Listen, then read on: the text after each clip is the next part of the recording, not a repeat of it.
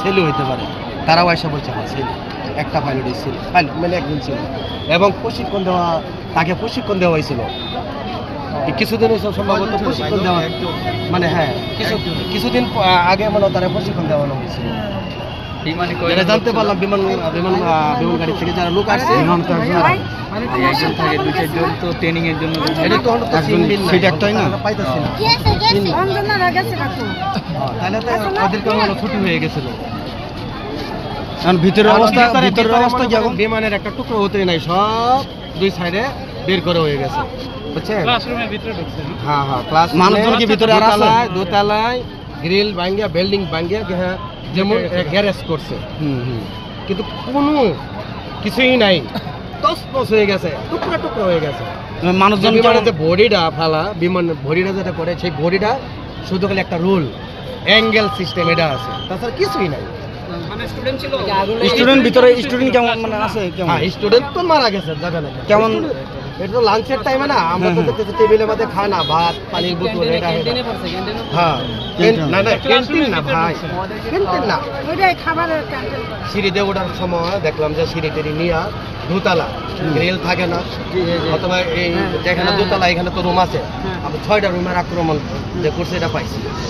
আবার নিচতলা তো আছে, সিঁড়ি নিচের থেকে মানুষ বের করে। এটা ঢোকছে কি উপর থেকে না এইভাবে ঢুকছে?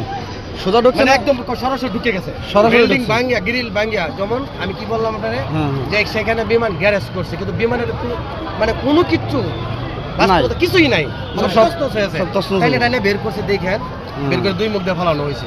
এখন ভিতরে কোনো সমস্যা নাই, সমস্যা দেখতেছে বাইরে, এখন খালি বড় বড় লোক যারা প্রধান এরা আসতেছে, এই সমস্যা হইতেছে, ভিতরে কিছুই নাই।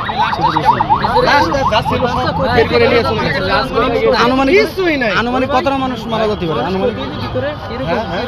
ছাত্র মানে আমার জানা মতো নেই, আমি ফায়ার সার্ভিস থেকে নিয়ে, ফায়ার সার্ভিসের সাথে যেমন আমিও গেছি, আমরা যারা চোখে দেখলাম, আমরাও তো বের করছি, 20-25 জনের মতন বের করছি।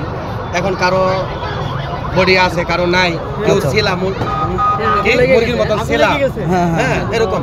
তবে উপরের লোকগুলা মারা গেছে, বিমানের কোনো তাদেরকে বিমান ক্ষতি করে নাই, তারা ক্ষতিগ্রস্ত হয়েছে, মানে যে আগুনের যে একটা তাপ গ্যাস আউট হয়েছে, সেখানে তো মনে করেন তাদের তো কোনো মাস্ক নাই, তারা কিন্তু মানে মাছির মতন, আমরা মাছির ওষুধ দেই তখন কি দুলে ভরে মারা যা, সেম এই বাচ্চা গোলাডি এইভাবে মারা গেছে, না চিকাল দিতে পারছে না কিছু কইতে পারছে, তারা যে যেখানে আছে এখানে মারা গেছে। লাশগুলো উদ্ধার হয়েছে। এখন আনুমানিক ওরা তো কইতে পারবো না, আমাদের চোখে যেটা দেখা, বিমানবালার কি পাইলটকে নিয়ে আমি যেটা বের করছি, পাইলট তো